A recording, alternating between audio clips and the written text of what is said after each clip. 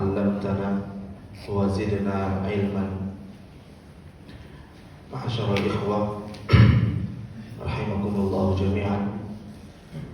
Bersyukur kita kepada Allah Subhanahu wa taala yang senantiasa memberikan kepada kita limpahan nikmatnya, hidayahnya, inayah dan taufik untuk bisa hadir di majelis ilmu ini.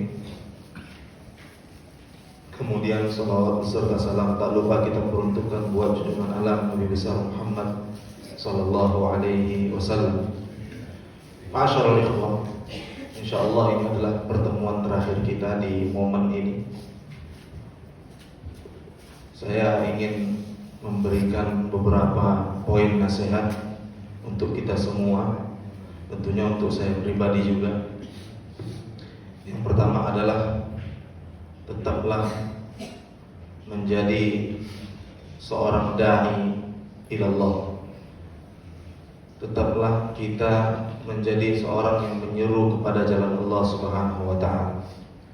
Hidayah sunnah yang alhamdulillah sudah menyapa dan sudah masuk ke dalam hati kita ini, hendaklah kita sebarkan dan kita ajarkan kepada orang-orang yang belum mengenalnya.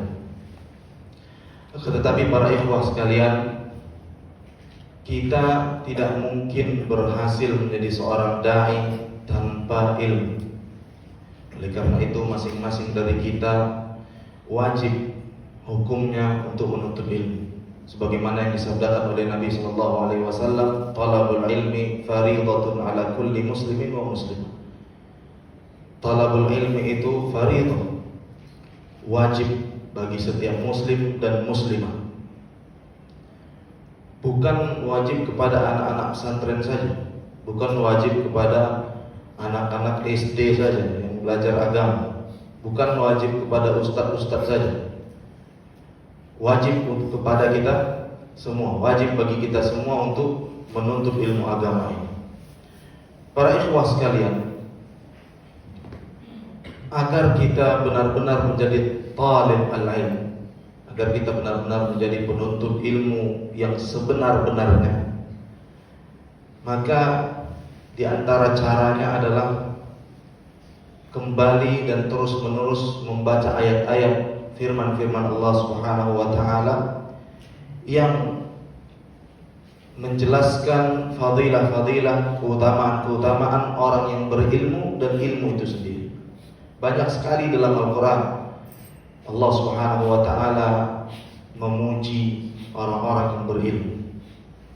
Di antaranya Allah Subhanahu wa ta'ala berfirman, yarfa'illahu alladhina amanu minkum walladhina utul ilma darajat. Allah mengangkat derajat orang-orang yang beriman di antara kamu dan orang-orang yang diberi ilmu. Oleh karena itu, para ikhwah, kalau kita ingin derajat, dan Allah Subhanahu wa taala mengatakan di sini darajat, beberapa derajat di dunia dan di akhirat. Bisa jadi di dunia sebelum nanti di akhirat. Karena di dalam ayat lain Allah Subhanahu wa taala mengatakan liyabluwakum ayyukum ahsanu amala. Allah Subhanahu wa taala itu menguji kalian, yang melihat kepada kalian siapa-siapa yang paling bagus amalnya, bukan yang paling banyak, kata Allah Subhanahu wa taala. Ahsanu amal, siapa yang paling bagus amalnya? Orang-orang ini nanti yang akan masuk ke dalam surga Allah Subhanahu wa taala. Oleh karena itu, bagaimana seorang hamba bisa beramal dengan baik, beramal dengan bagus kalau dia tidak berilmu? Kemudian Allah Subhanahu wa taala berfirman, "Qul hal yastawil ladzina ya'lamuna wal ladzina la ya'lamun?" Apakah sama, kata Allah Subhanahu wa taala, orang yang mengetahui dan orang yang tidak mengetahui? Mungkin mereka sama-sama beribadah, mereka sama-sama datang ke masjid sholat, mereka ketika datang bulan Ramadan mereka sama-sama puasa, sama-sama i'tikaf, ibadahnya sama, tapi orang-orang yang berilmu tetap memiliki nilai lebih. Karena tentunya dia lebih bisa dan lebih paham memahami ibadah tersebut dan lebih bisa menjaga hatinya untuk ibadah tersebut. Oleh karena itu Allah Subhanahu wa taala mengatakan tidak sama. Hal yastawi, apakah sama? Istifham inkar. Apakah sama orang yang mengetahui dan orang-orang yang tidak mengetahui? Tentu tidak sama para ikhwah sekalian.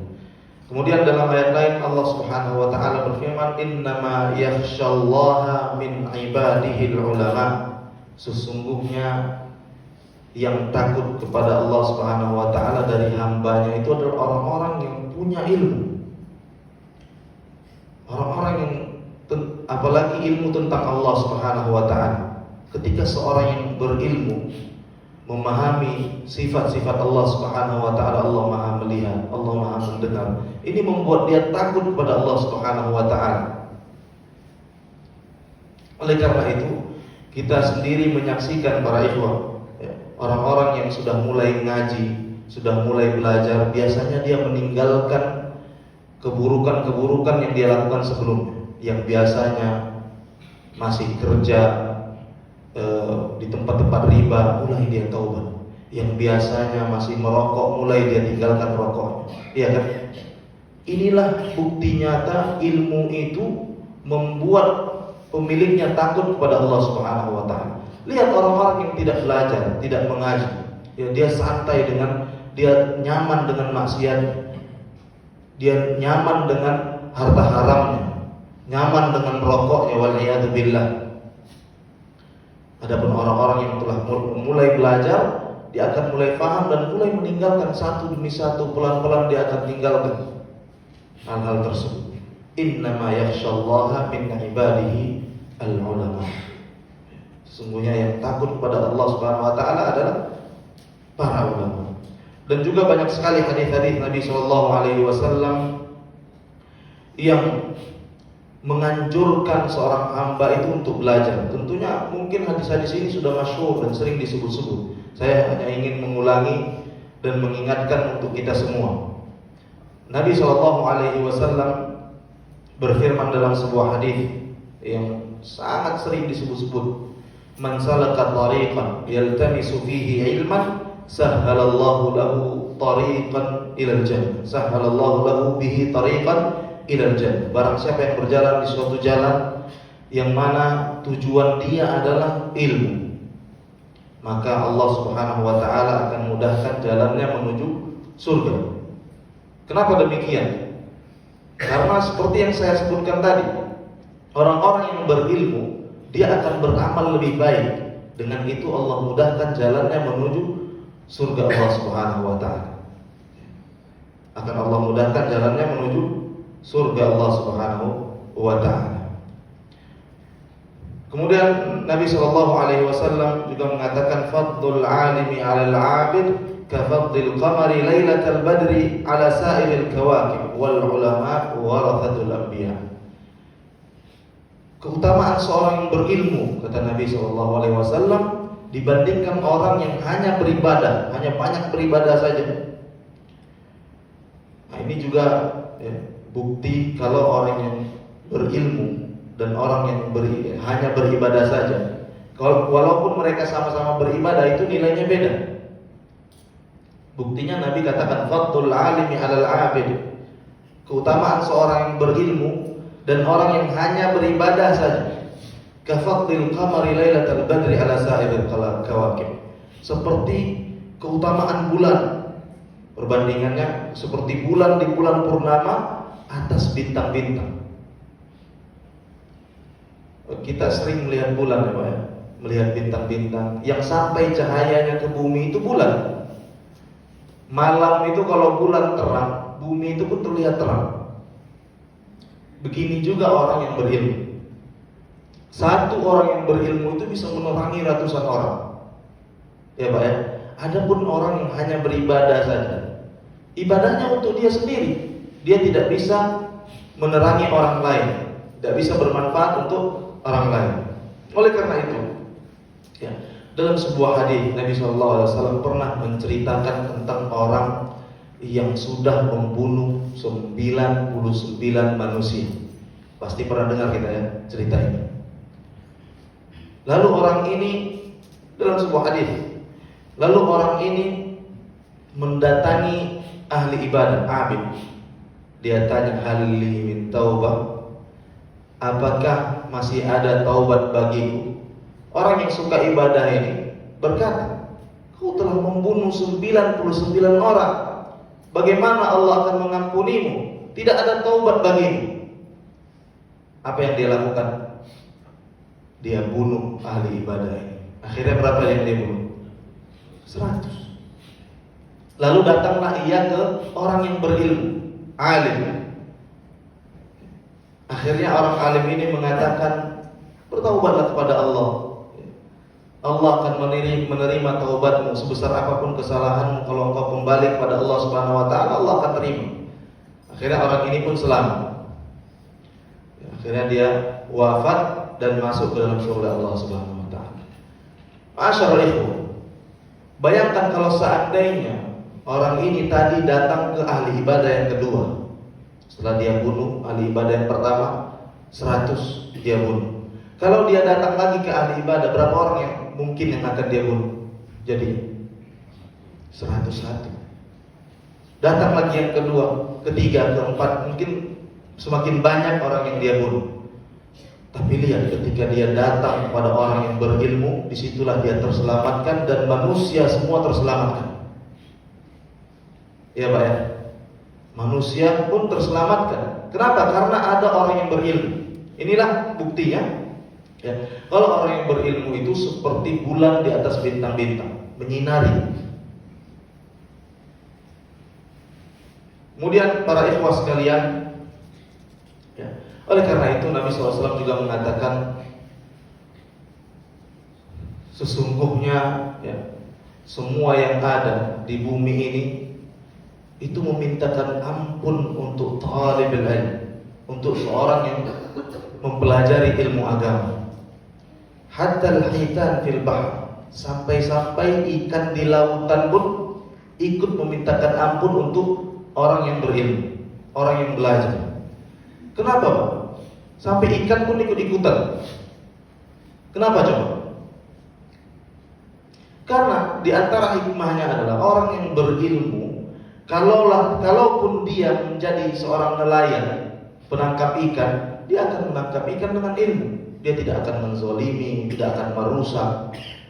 Makanya semua mendoakan, kalau dia jalan pun di sebuah jalan, dia tidak akan merusak jalan itu. Kalau dia tinggal di sebuah tempat, dia akan menyinari tempat itu. Orang-orang akan mendapatkan manfaat darinya. Inilah ciri-ciri orang yang berilmu. Makanya keutamaannya seperti bulan di atas bintang-bintang. Masyaallah ikhwah rahimakumullah jami'an. Kemudian agar kita semangat dalam belajar, kita perlu membaca kembali kisah-kisah orang sebelum kita. Bagaimana mereka belajar, perjuangan mereka untuk agama ini. Dan yang terbesar adalah Nabi kita sallallahu alaihi wasallam. Nabi sallallahu alaihi wasallam di tengah perjuangannya menyampaikan dakwah tauhid la ilaha illallah ini, bagaimana beliau sallallahu alaihi wasallam. Dalam suatu hari diriwayatkan Nabi sallallahu alaihi wasallam itu pernah sampai tidur itu di pelepah-pelepah kurma. Nabi tidur di pelepah-pelepah kurma sampai berbekas punggung Nabi sallallahu alaihi wasallam. Ini adalah Rasulullah, berbekas punggung. Datang Umar bin Khattab radhiyallahu anhu. Dia menangis Umar melihat Rasul, orang yang paling mereka cintai, keadaannya seperti itu. Ya Rasulullah, kata Umar, wahai Rasulullah, raja-raja Persia, raja-raja Romawi, mereka tidur di atas ranjang-ranjang dipan-dipan dari emas dan perak, sementara engkau ini adalah utusan Allah Subhanahu wa taala. Apa kata Rasul sallallahu alaihi wasallam? Ya Ibn al-Khattab, ama yurdik an takuna lahumud dunya wa lanal akhirah. Wahai Ibn al-Khattab, Umar bin Khattab, tidakkah engkau ridho kalau mereka sekarang itu diberikan dunia, lalu nanti kita di akhirat kita diberikan oleh Allah Subhanahu wa taala di akhirat? Ini jawaban Nabi sallallahu alaihi wasallam. Kemudian Abu Hurairah radhiyallahu anhu menceritakan bahwasanya ia pernah sampai dianggap menjadi orang gila. Kenapa? Karena Abu Hurairah itu pernah berguling-guling saking laparnya. Kenapa beliau seperti ini? Karena ingin tetap belajar bersama Nabi SAW di masjid. Jadi Abu Hurairah itu meninggalkan dunianya. Dia tinggal di masjid dan selalu mengikuti Nabi SAW. Pelajaran dari Nabi SAW, majelis-majelis Nabi SAW, sampai dia kelaparan. Tapi buahnya apa? Buahnya Abu Hurairah itu adalah sahabat yang paling banyak meriwayatkan hadis Nabi SAW. Oleh karena itu para ikhwah sekalian, perjuangan-perjuangan yang seperti ini perlu kita baca, banyak sekali perlu kita baca kembali agar kembali semangat kita dalam belajar. Kemudian juga kita perlu membaca kisah-kisah para ulama. Bagaimana ulama dahulu itu, Pak, majelis mereka itu belum seperti kita.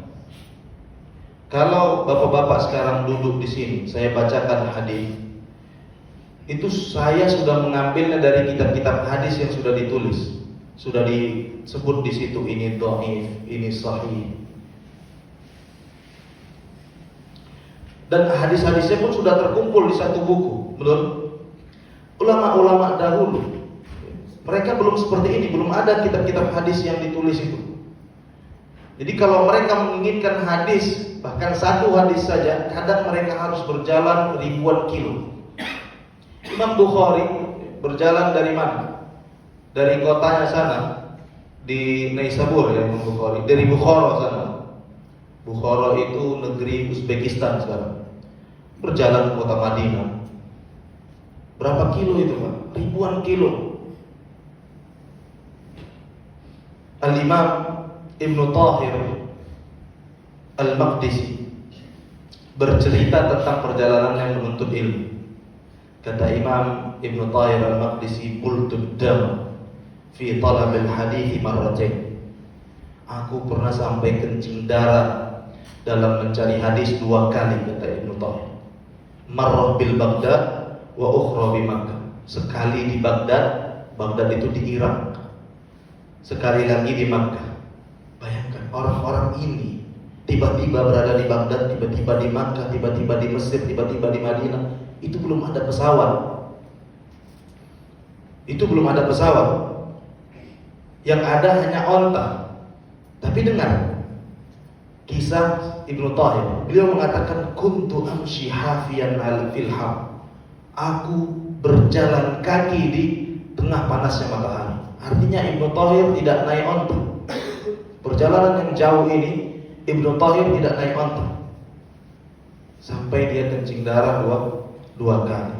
Asyarul ikhwah, perjuangan yang sangat berat ya, dalam belajar, dalam menuntut ilmu. Abdurrahman Ibnu Abi Hatim rahimahullah, ulama yang bapaknya juga ulama. Bapaknya adalah Abu Hatim Ar-Razi. Ya, beliau menceritakan kisah perjalanannya tatkala beliau belajar di Mesir. Mesir zaman dahulu ya. Kata beliau, kunna bi Misr sab'ata asyhur. Kami pernah berada di Mesir 7 bulan lamanya. Lam na'kul fiha maraqah. Kami tidak pernah makan sesuatu yang berkuah-kuah. Apa yang mereka makan ini para ulama? Biasanya mereka makan roti yang keras tahan lama. Roti yang kalau mau dimakan besok pagi, dari malam tadi udah harus direndam. Saking kerasnya, Pak. Dan ini nyata. Inilah yang makanan mereka biasanya. Kata Abdurrahman, kullu naharina muqassam li majalisi syuyukh wa bil laili an-nasakh wal muqabalah. Sehari-hari kami itu habis dengan belajar, malamnya kami pun muqabalah. Muqabalah itu kita duduk sama kawan, ya, memastikan apakah yang kita tulis tadi itu sama, benar, sanadnya benar, semuanya tulisannya benar. Ini namanya muqabalah. An-nasxu itu mencatat dari kawan, apa yang kita tertinggal catat dari kawan. Kata Abdurrahman, hari-hari kami habis siangnya ke majelis-majelis syuyukh, majelis-majelis para masyayikh, malamnya kami murojaah, muqabalah, nasx dan lain-lain. Ya, jadi nggak pernah makan yang aneh-aneh, nggak pernah makan yang berkuah-kuah. Artinya mereka nggak pernah masak. Kata Abdurrahman, suatu hari kami berjalan melewati sebuah pasar, dan di pasar itu ada seorang yang menjual ikan yang sangat segar sekali, sehingga menggugah selera kami, kata Abdurrahman. Akhirnya kami pun putuskan untuk beli itu ikan, beli ikan tersebut.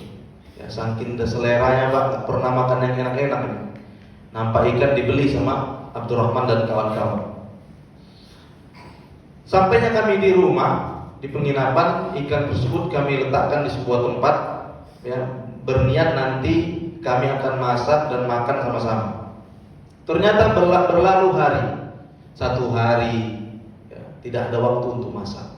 Hari kedua tak ada waktu untuk masak ikan tersebut. Sampai datang hari ketiga, ikan tersebut hampir busuk. Sehingga karena ikan tersebut hampir busuk, kami pun putuskan untuk makan ikan tersebut mentah-mentah. Tidak dimasak. Subhanallah. Saking mereka itu waktu detik demi detik itu mereka hargai untuk belajar. Masyaallah, kita hanya diminta terkadang kajian dari maghrib sampai isya. Itu pun tidak tiap hari. Itu aja kita bolos.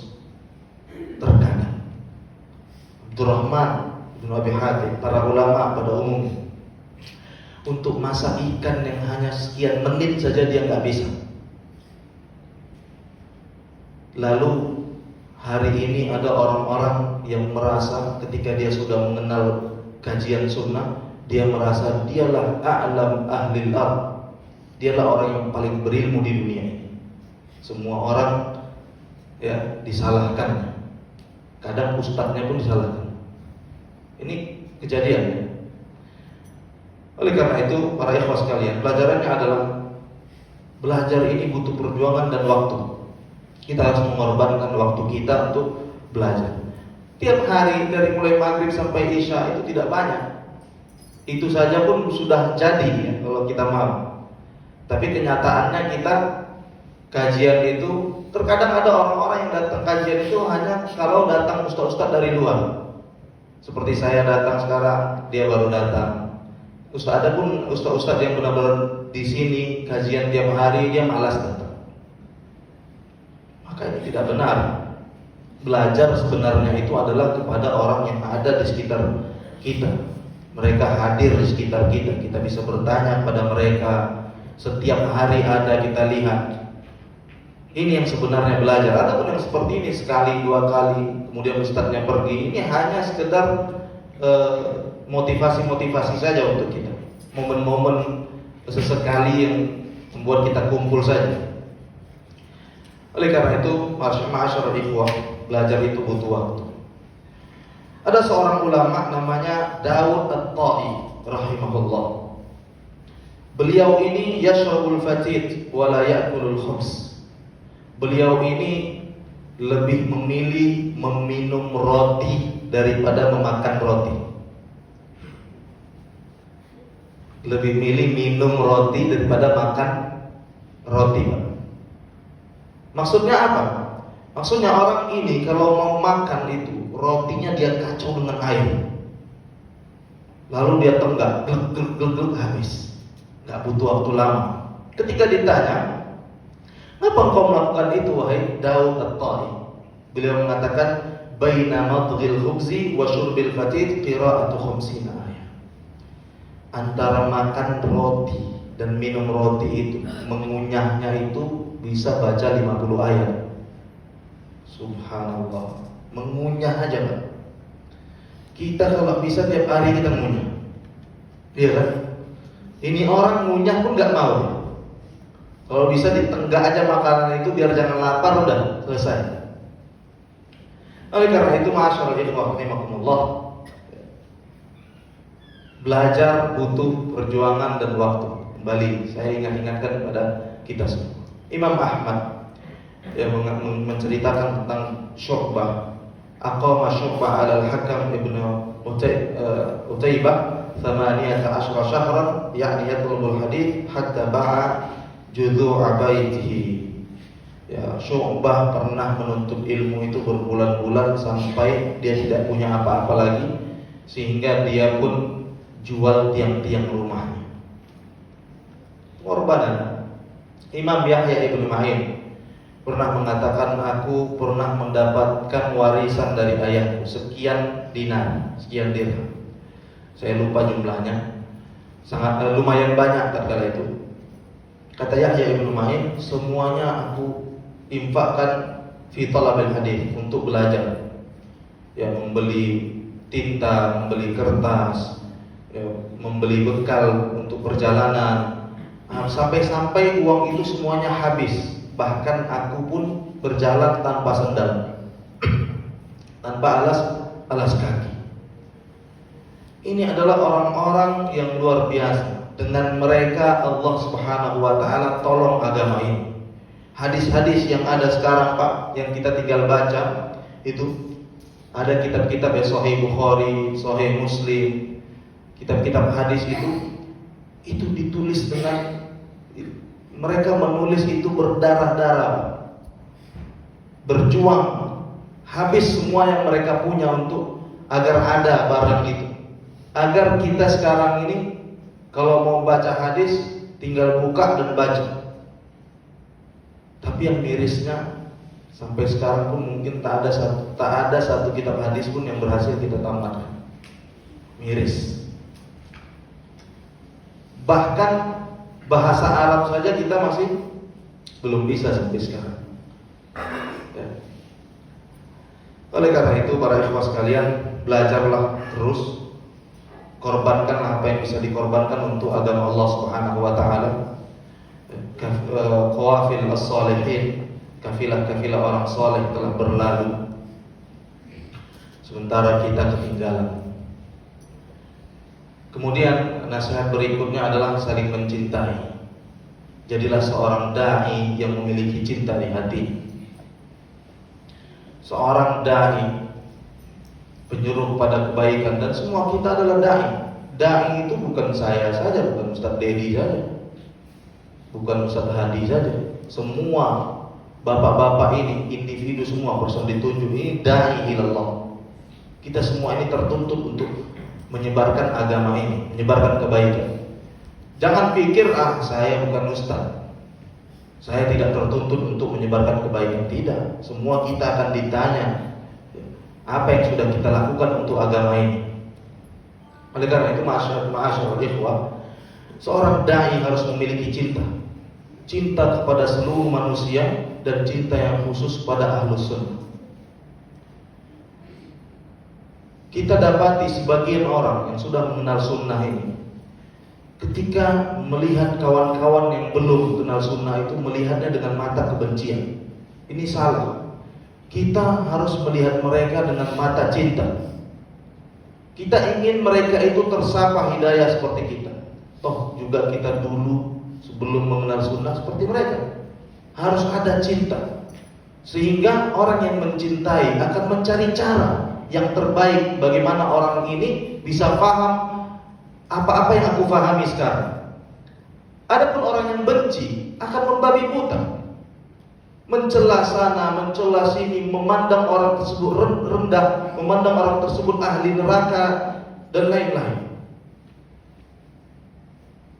Orang yang sudah berilmu, sudah mengaji, seharusnya memandang orang-orang tersebut dengan cinta, agar tutur kata kita pun tutur kata cinta. Beda, Pak, orang yang menasihati dengan cinta karena cinta itu beda dengan orang yang melihat dengan kebencian.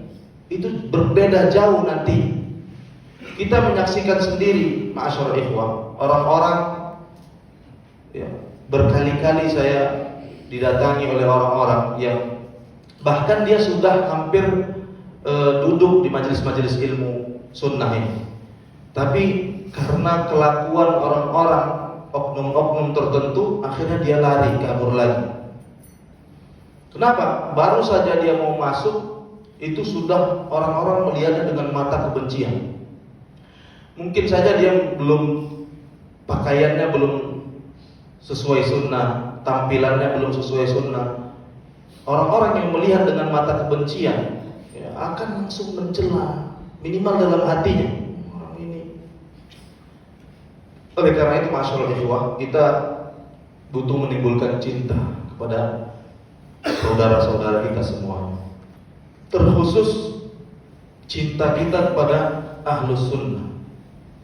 Ahlus sunnah, ciri khas mereka adalah mereka saling mencintai, karena tujuan mereka adalah sama.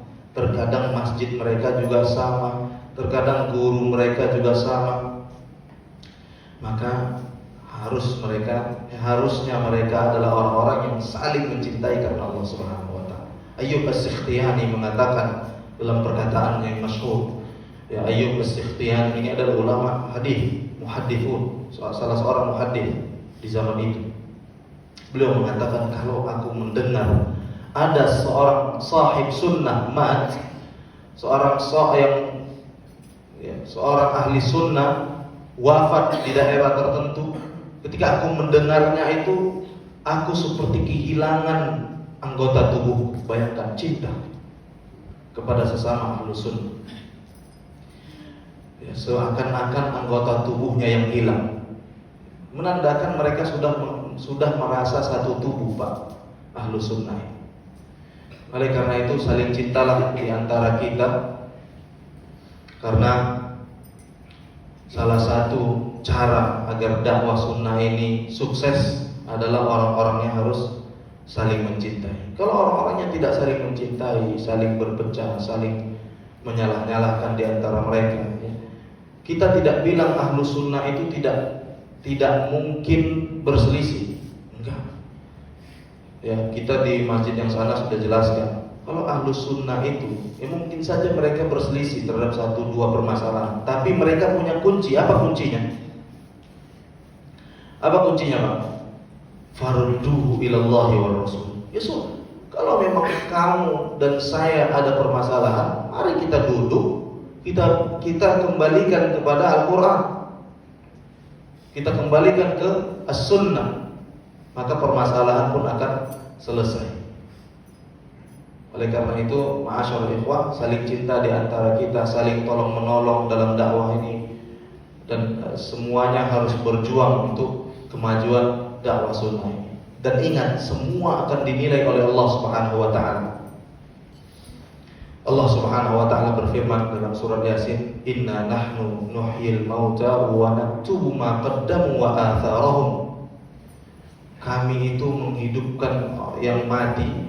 Kita semua ini dihidupkan oleh Allah Subhanahu wa taala, diberi rezeki oleh Allah Subhanahu wa taala, diberi semuanya oleh Allah Subhanahu wa taala. Wa naktubu ma qaddamu.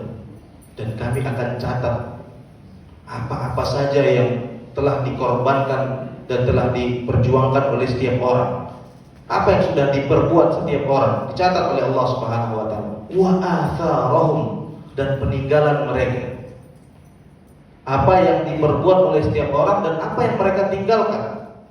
Oleh karena itu, masyaallah, sebelum kita mati, dan demi Allah mati itu sangat cepat. Siapa yang tahu kapan dia mati? Nggak ada. Orang-orang yang mati detik ini juga tidak tahu kalau dia akan mati detik ini. Tidak ada yang menyangka. Tidak ada yang tahu kapan dia mati. Dan semua kita pasti mati. Oleh karena itu, kita harus mempersiapkan yang disebutkan Allah Subhanahu wa taala, wa naktubu ma qaddamu wa atharahum. Apa yang telah kita perbuat dan apa yang sudah kita tinggalkan sepeninggalan kita. Amal-amal jariah kita harus ada. Masyaallah. Masyaallah, rahimakumullah. Mungkin hanya ini yang dapat saya sampaikan. Saya ucapkan jazakumullahu khairan.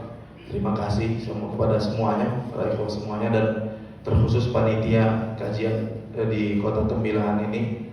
Ya. Semoga Allah Subhanahu wa taala menjadikan ini adalah sebuah amal yang antum akan dapati nanti di catatan amal kebaikan antum semuanya. Mudah-mudahan kita bisa bertemu kembali ya, dimanapun. Dan jangan lupa kalau kita bertemu, mana tahu kita ketemu di Pekanbaru, ketemu di suatu tempat, jangan lupa untuk saling menyapa ya, karena mungkin saya melihat bapak-bapak di sini hanya sekilas ya. Mungkin saya lupa, ingatkan saya kalau misalnya kita ketemu. Dan jangan lupa kita saling mendoakan dan mencintai karena Allah Subhanahu wa taala. Lebih dan kurang saya mohon maaf kepada para ikhwah semua. Kalau ada kata-kata saya yang salah, yang tidak sesuai dengan kebenaran, silakan antum campakkan perkataan itu ke dinding. Silakan antum gak usah ambil ya, apa-apa yang baik aja ambil. Barakallahu fikum jami'an wa sallallahu wa sallam wa baraka ala abdihi wa rasulihi Muhammad wa ala alihi wa sahbihi ajma'in. Assalamualaikum warahmatullahi wabarakatuh.